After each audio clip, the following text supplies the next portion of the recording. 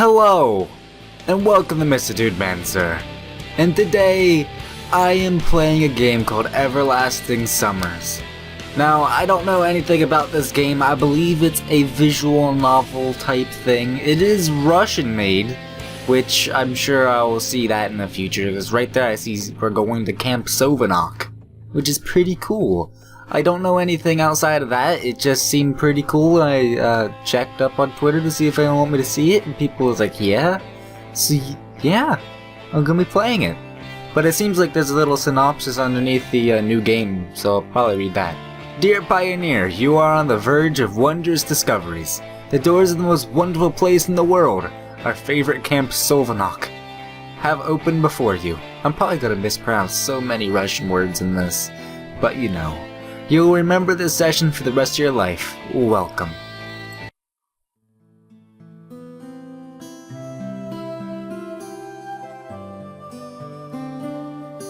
I was having that dream once again. That dream. The same thing every night. But it's all forgotten in the morning as usual. Maybe it's for the best.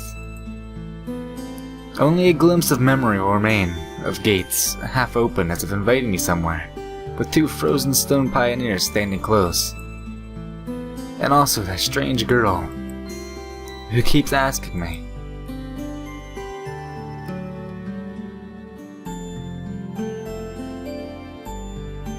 Will you come with me? Come? But where? And why? And where am I, anyway? Of course, it all would have happened in real life. If it would have, it would scared me. This much is sure. But this is just a dream.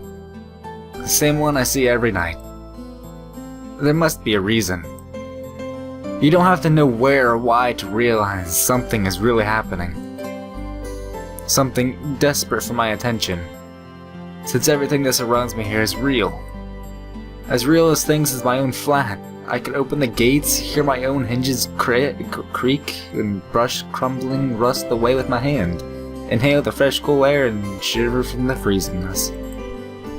I could, but to do that, I would need to pick myself up, make a step, move my hand. But this is a dream. I understand that, but what of it? What would change my understanding? Because here it's just like the other side of a crackling screen of an old TV, which struggles to the fight against static noise and strives to show its audience everything without missing a single detail. But the picture is getting blurry. I must be waking up soon.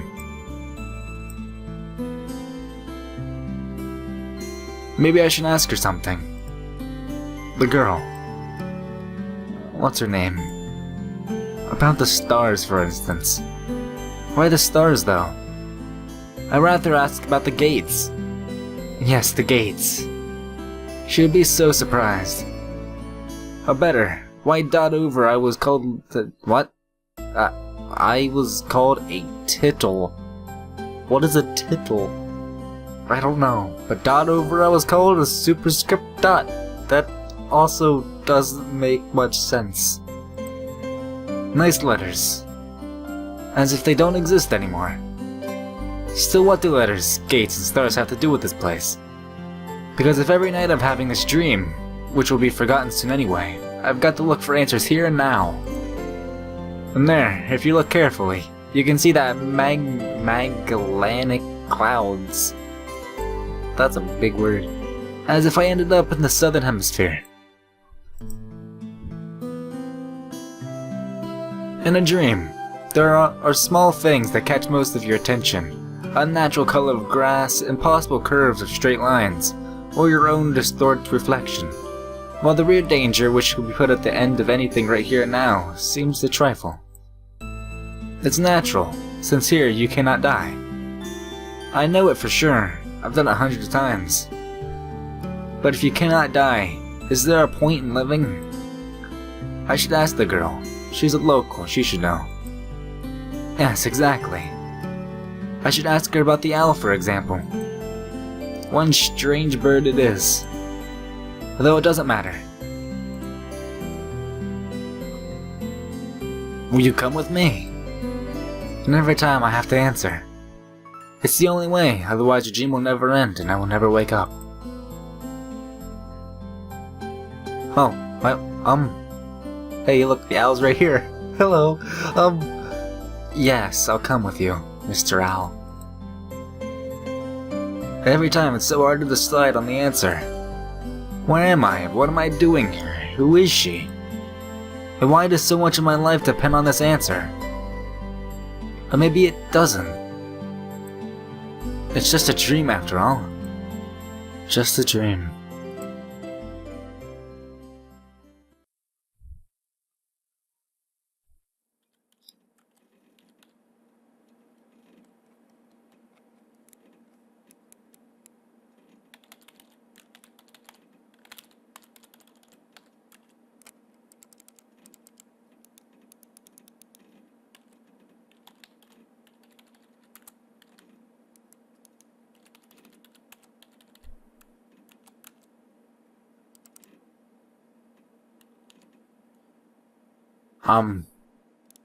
What you doing?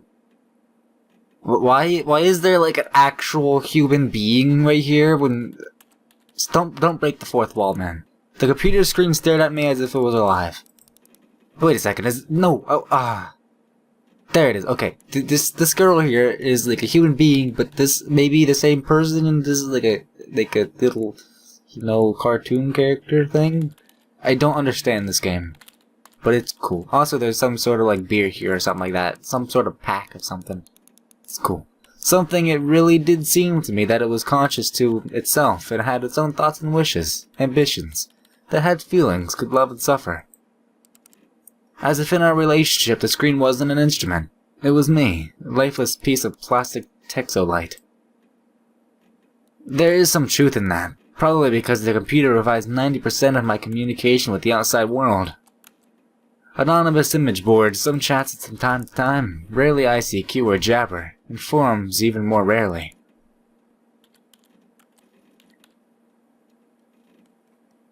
People on the other end of the internet cable simply do not exist. They simply creations of sick imagination, an error in the source coding or a kernel bug, which starts living a life of its own.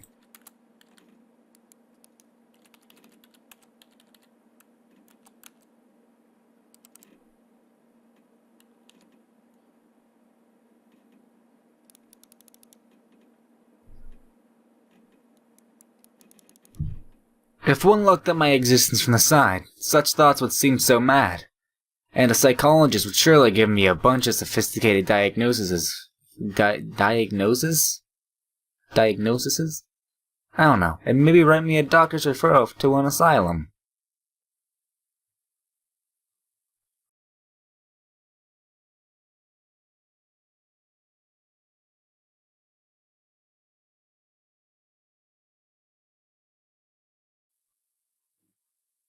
That's a nice window. A small apartment with no trace of repair or semblance of order in it, and always the same view out the window of the great megalopolis running somewhere day and night. Such are the conditions of my life.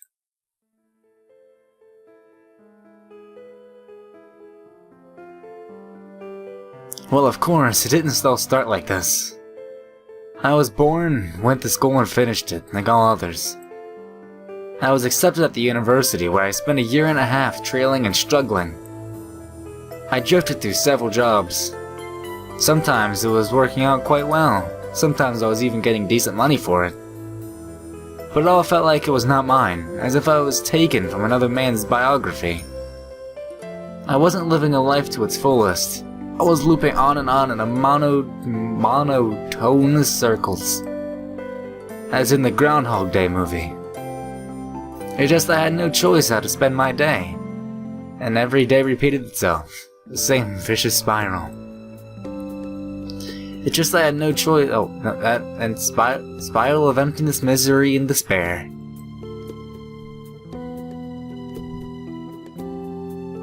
For the last few years, I just sat in front of the screen all day. Sometimes there are menial jobs, sometimes my parents helped me. All in all, I was able to provide for myself. No wonder really, since my needs are quite minor. Can we just take a second and realize this music is, like, good? Okay. I hardly leave my room. At home. And my communication with other people almost entirely consists of online correspondence with the anonymous, who have no name, no gender, no age. So in brief, quite a typical life of a quite typical antisocial person of his time. Sounds exactly like me. Kind of a Donnie Darko of minor scale without doomsday-related visions. I do not get that person relations at all. I don't know who this is. Maybe some highly respected director will make a movie about me, and it will become a classic modern drama cinema. Or I will make one myself. However, what's the point of fooling myself? I tried many times, but couldn't even come up with a simple script. I have also tried learning many other things. I'm not gifted enough to draw. Programming, got bored. Foreign languages takes too much time.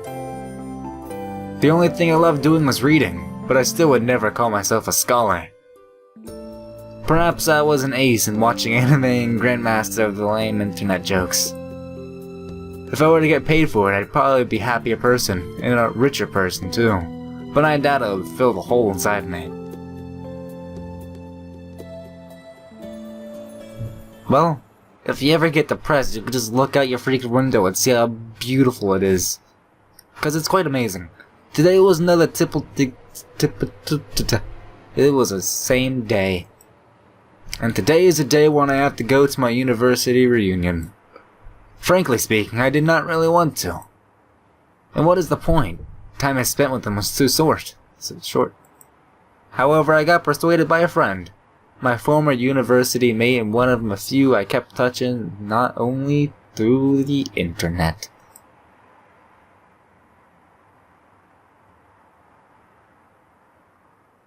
Are you getting transported through time or something? Nah?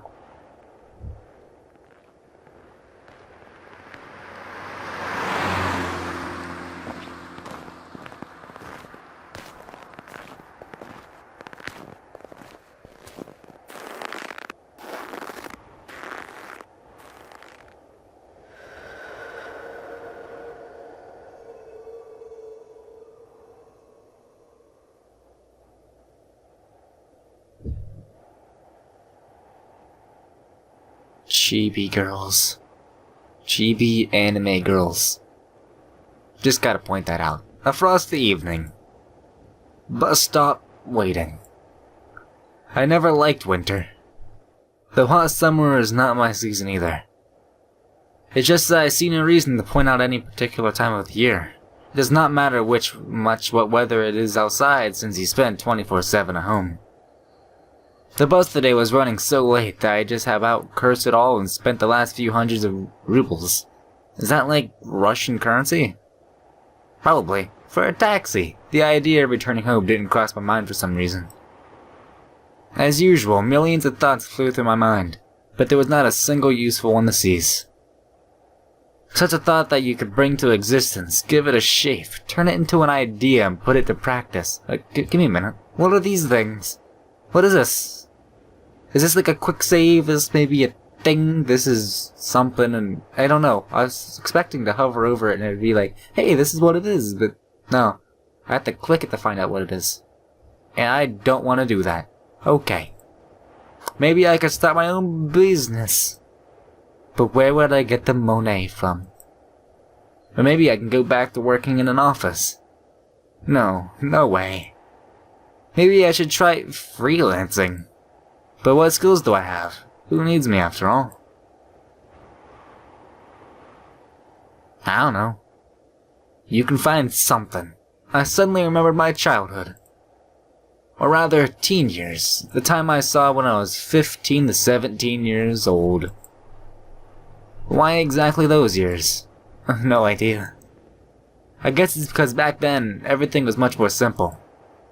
It was easier to make my decisions, so complicated now and so simple then. Waking up in the morning, I knew exactly how my day was going to pass, and I was always eagerly looking forward to the weekend. Then I could get some rest and have some time for the things I liked. Computer, football, going out with friends. And then, at the beginning of the next week, I'd take up my studies again.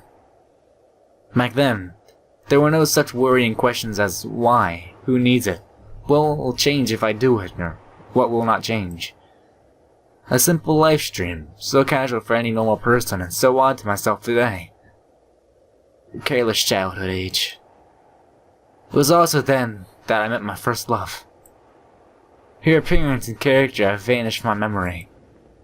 Only her name remains, like a brief line from a social network profile, along with the feelings, which overwhelmed me when I was with her. Affection, tenderness, desire to care for her and protect her. Sadly, it didn't last long. Today, I can hardly imagine something like that happening. I'd probably like to meet a girl, but I don't know how to start a conversation, what on earth to discuss, and how to attract her. Well, I haven't met a suitable girl for a long time.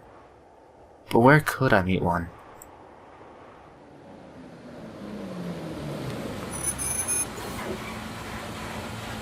The sound of an engine working brought me back to reality. A bus pulled over. There is something abnormal about it, I thought. Then again, doesn't matter. Only the 410 runs this route. Oh, okay, now I realize number 410 on the front.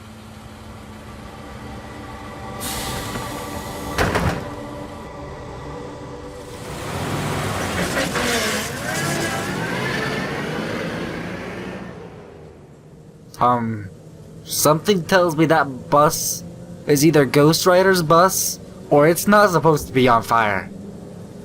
Just saying. Streetlights passing me. It's as the cold light sparks inside me, trying to light up feelings long dead. Or maybe not sparks, just wakens them. Because those feelings, they have been living in me for a long time, cooling down and waking up again.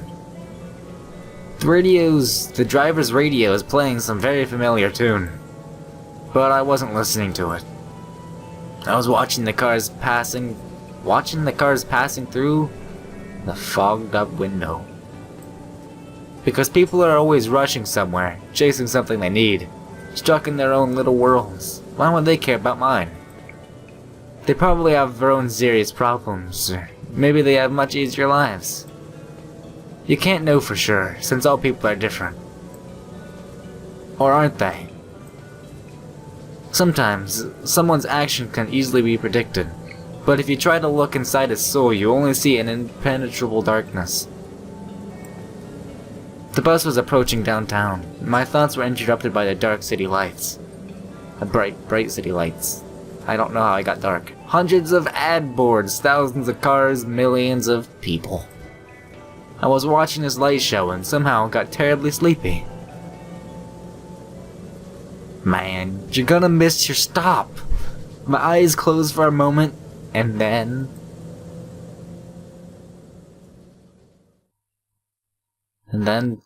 what? Oh. The intro happens.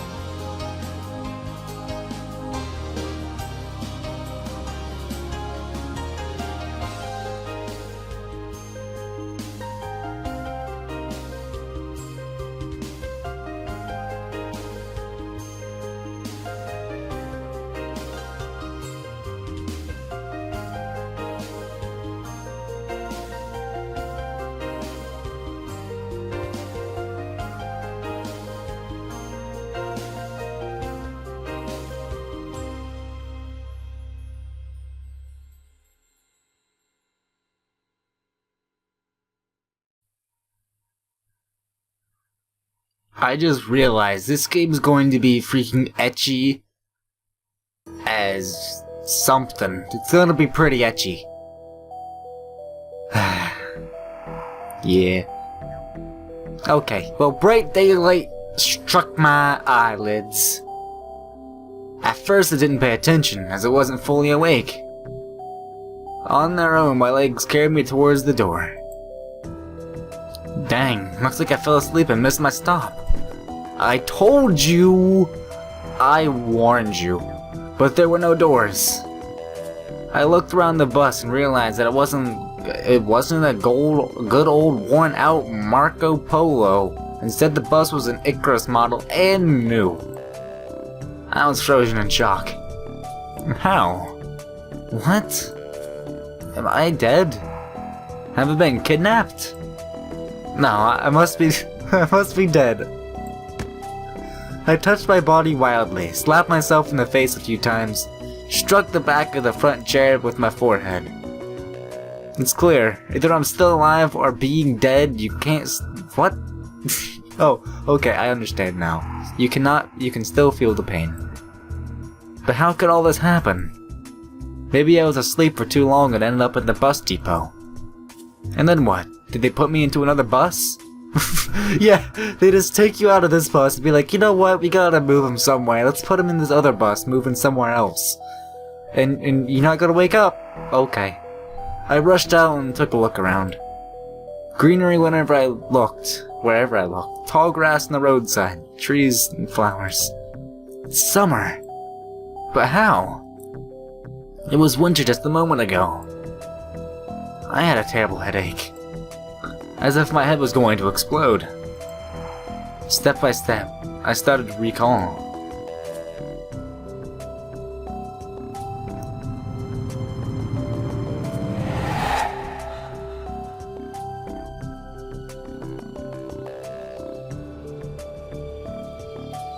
A long road running towards the horizon. Forest, plains, fields, lakes, and forest again. I think I was sleeping, but how can I remember all of it? And then, a gap. Some girl leaning over me. She is softly whispering something into my ear. Then a gap again.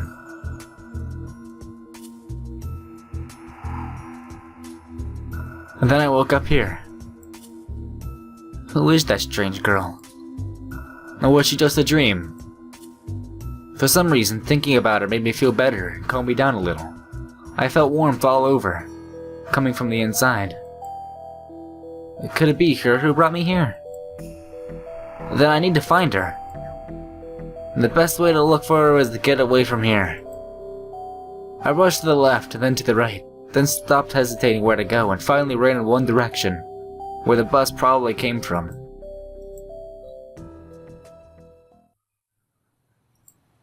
Physical exercise does refresh one's mind. Thoughts became clearer, and it gets a little easier to evaluate the surroundings of reality. Not in my case, however. I was sitting on the roadside, wheezing and trying to ease my sore throat by gulping hot air. In any case, the run did its work. The fear withdrew for a while. Maybe I'm really just dreaming. Though, after recalling my self-harm, I immediately rejected the idea. I am neither dreaming nor dead. A narrow road was running through the field to far into the distance. The exact road for my dream. It must be very far from home. It's not that it's winter yesterday, it's completely summer now. It's just about the environment. Of course, the summer is usually like that, green and hot. But here everything's just not like in real life. Everything looks like it's been taken from paintings of old Russian landscape artists of the freaking 19th century. The grass is too lush. And bushes are not like what bushes should be. They're so thick and you can't see anything through them. Like treetops, honestly. And the trees themselves. The forest is quite far away, but the trees look as if they'd closed their even ranks and just now were waiting for an order to advance to the fields and plains. I caught my breath and looked at the bus, which is now barely visible. That was a good run. Fear took me over once again. And those power lines. There must be people here. But what does it mean? In fact, that means nothing at all. Even... yeah. Probably not. But... keep thinking that. Baking and roasting the sinners is too old-fashioned. I must have reached a point of no return. After which, you should either lose your mind completely, or finally try to understand what is going on. While I still have the choice, I should rather pick the second option. I slowly headed back to the bus. Of course, it was frightening. But I'm not likely to find an answer in these fields or woods, and the wretched bucket of screws is the only kind of link that I have in the real world. Oh look, it's the gate. It's the gate! I should carefully scout the area. Oh. Sovenok means owlet. Okay. What is an owlet? Oh, okay. A brick wall and its gates crown the Sovenok sign. Statues of pioneers with signs. And a road sign nearly showing the bus route number 410. The trip's taking a bit too long today. I smirked. A person may start acting inadequately in extreme conditions. Something like is. Something like... what is this supposed to mean? Something like this is probably happening to me right now? Maybe. The place didn't look abandoned at all. No rust on the gates, no damage at the walls. Sovenok. What could have a name like that? Judging by the pioneer statues, it could be a kid's summer camp. And this camp seemed to be working. Of course, the simplest explanation, logically, explains nothing at all. The strange girl, the altered bus, the summer, the pioneer camp. Thousands of theories went through my mind instantly. From alien abduction to lethargic sleep, from hallucination to time and space shift. I knew you were traveling through time. I told you. None was worse than the other, but there was actually no way to pick a single one. Then it all came to me. I can try to make a phone call. I took out my cell phone and dialed the first number from my contact list. But it didn't work. But instead of a single strength bars, the screen was showing a thick cross. Alright, there may be no signal in such a backwoods country place. No, I cannot be the only one who got here. Buses don't go on their own. I checked the bus from all sides to make sure that it wasn't a hallucination. Bits of dirt from the bottom, some rust here and there, faded out paint, and worn out tires. No, this is definitely a very ordinary Icarus. Yeah, exactly the kind of bus which takes you to places beyond the understanding if you carelessly fall asleep. I gave a nervous chuckle. Ha. It came out by itself. Sporadically. Because it wasn't the right place or time to laugh. But where on earth is the driver? I cautiously sat down on the curbstone beside the bus and started waiting. But patience didn't last long. My anxiety seemed to have reached the top, and I started going slightly mad. In such situation, such grammar, anyone would have probably felt something similar. Aliens and parallel universes were gone from my imagination, leaving only void and darkness. Is this how it all will end? How my life will end? But I wanted to do so much, so many things I had no time for yet. I was taken over by the idea. That was definitely the end. But why? It's not fair. Surely I'm no worse than anyone. God, why?